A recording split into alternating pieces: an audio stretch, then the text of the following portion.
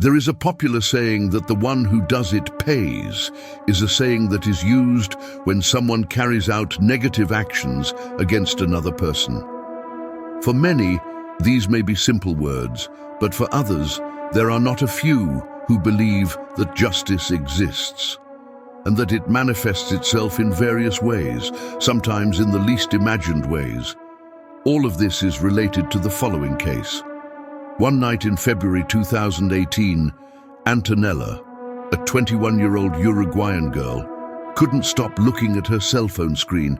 She was nervous. She walked on one side, for the other, until she finally decided to call her boyfriend Martin via WhatsApp video call. The girl asked her lover how he was, and he casually told her that she was dreaming about starting drum classes. While they were talking, Martin filmed the brand new one with his cell phone, musical instrument that she had bought that same day. The relaxed tone of the conversation helped the girl put aside her nerves and tell her boyfriend what was wrong with her. She told him that her best friend Camilla had come to her house to tell him that they stole the money from her savings from her bedroom. The girl told Antonella that she realized that the money was missing just after the two of them had retired. Martin moved his phone from vertical to horizontal mode, paying little attention to what was happening. What Antonella was telling him, he downplayed the matter. He seemed to be a little bored. His girlfriend, on the other hand, wanted to continue talking about the subject. She told him, distressed, that Camille distrusted her best friend, and that detail made her very upset. And then she told him that if she had nothing to hide, they would do an invocation together called the Game of Justice. When Martin heard it, he couldn't help but laugh in her face and ask her if she was being serious or if it was a joke. "I wish it were," the girl said with her trembling hands. Antonella told him. Martin, who recited something with a card that represented justice, the typical image of the woman with a torn dress and blindfolded, the one who has a long sword in one of her hands and a scale in the other, also told him that it seemed like a stupidity. But as long as she calmed down and believed him, she agreed. They printed that image and cut it out as if it were a letter.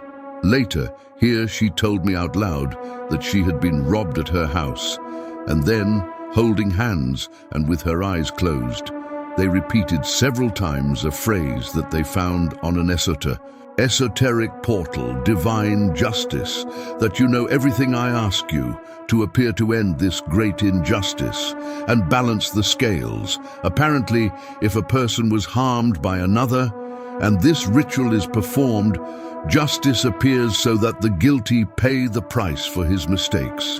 Martin looked on the other side of the phone, and every now and then, his eyes reflected in disbelief. Antonella, visibly nervous, asked her boyfriend if he had taken the money, to which the boy answered angrily, no, he would never be able to do something like that. Suddenly, a noise was heard in the living room of Martin's house. The two were silent.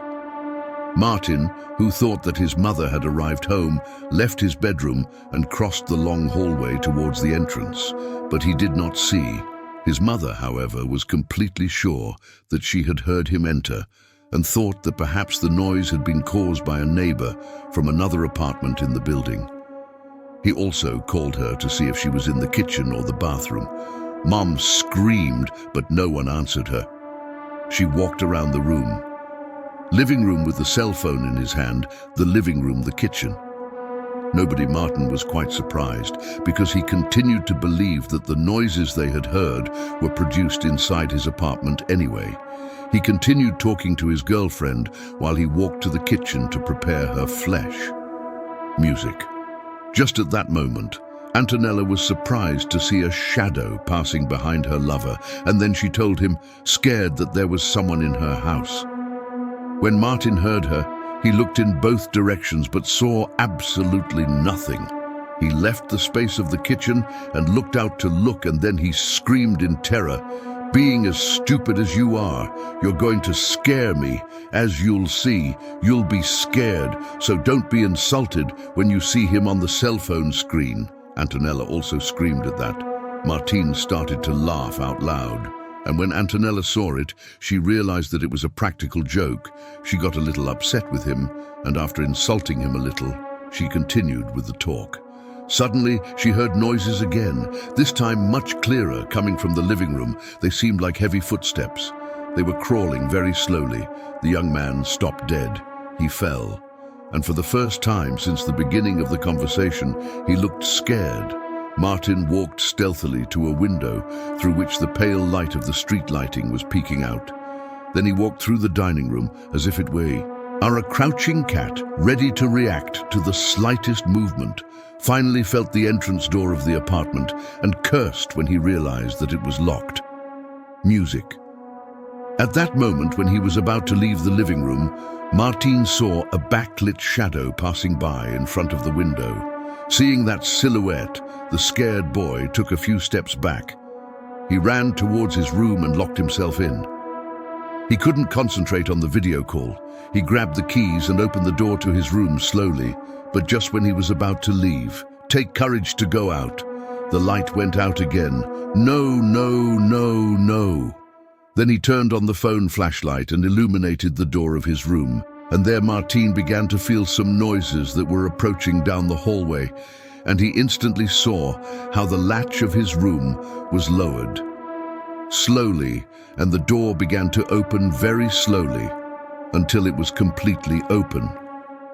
When he saw that his girlfriend was not answering, he turned his cell phone and saw that the image was frozen due to the bad connection. Suddenly, he heard movements at the end of the hallway, and he shone his phone. There was someone. Standing on the threshold, he turned on the flashlight to illuminate that presence and was frozen when he discovered that in reality, it was not a stranger. It was a girl who looked familiar to him. When he looked at her carefully, he realized that it was Antonella, his own girlfriend. "What are you doing here? What did you do to enter?" Martin asks, somewhat suspicious. Suddenly the connection was fixed, and Antonella began to talk to him again on the video call. More precisely, she asked him who he was talking to. He told her that he did not understand how, but that the person who was there was her, and he focused with his cell phone to show him, while his girlfriend on the other end of the phone couldn't believe what they saw. Then a crazy idea seemed to haunt the girl's mind, and she asked Martin if he had stolen her friend's money at that precise moment. They were interrupted again by the voice was the voice of Martin's mother. Mom asked Martin, who at that point was already a ball of nerves, "But what did you do, Martin? Are you going to have to pay?" The voice of the supposed mother was heard and took on a tone as gloomy as it was supernatural, Martin wondered. Who was there with him in his own house? The fact of not having an answer to that question horrifies him. He entered his bedroom and remained silent, filming everywhere with his cell phone while he communicated through whispers with his girlfriend.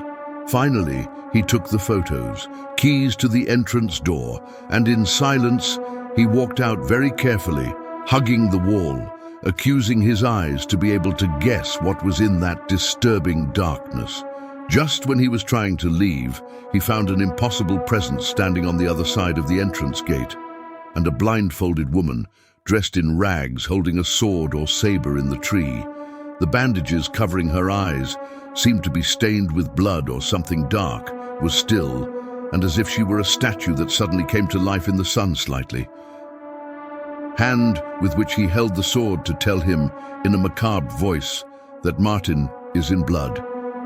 No one escapes from his mistakes. You stole, and the time for your trial arrived. Martin, trembling in silence, closed the door, while his girlfriend on the video call did not stop asking him.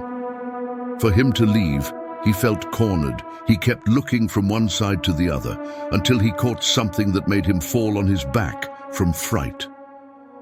It was the face of the blindfolded woman. Now she was a few centimeters away. The cell phone. He fell to the floor and was filming the ceiling on the other side. Antonella could only hear Martin's pleas, his painful moans, crying like a disconsolate child in the face of that presence that had come to look for him. Suddenly, the boy appeared in the image. He seemed to be hurt in his eyes. Tears of blood flowed. He came to apologize to his girlfriend, and then he fell heavily on the cell phone, covering the entire screen with his body. They say that Martin was found dead in his house. His phone number was requested by Antonella. It was carefully reviewed by the agents. They investigated the case, but to tell the truth, they did not find anything strange, nor was there a record of the video call. That is why this story did not transcend and was mixed among a number of obituaries of those that no one wants to read. Many people who believe in the supernatural are sure that this spectral justice can appear if it is called when there is an unjust act involved. They know that it will try to correct the damage no matter what. They even say that it is capable of appearing in the most varied ways to balance the scales and put things in their place. If you liked the video, like it and share it.